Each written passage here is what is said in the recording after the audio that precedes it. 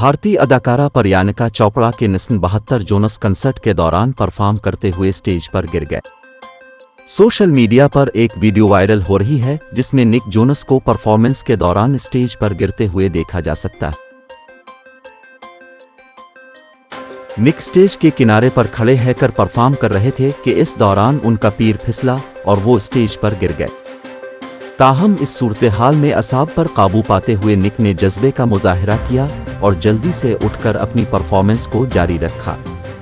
Jonas इन दिनों एक दौरे पर हैं। इससे पहले भी उन्होंने मुतअद्दिद कंसर्ट्स किए हैं जिससे शायकीन काफ़ी लुत्फ़ अंदोज़ हुए। रवां हफ्ते अदाकारा प्रियंका चोपड़ा ने अपने शौहर जोनस की टूर सीरीज़ के आगाज़ पर उनकी तारीफ़ करते हुए तस्वीर शेयर की थी। अदाकारा ने निक जोनस को अपने और अपनी बेटी के लिए खुशकिस्मती करार दिया है। ख्याल रहे कि प्रियंका चोपड़ा और निक जोनस ने 2018 में शादी की थी। उनके घर उनकी पहली बेटी उमालती मेरी की पैदाइश 2022 में हुई थी।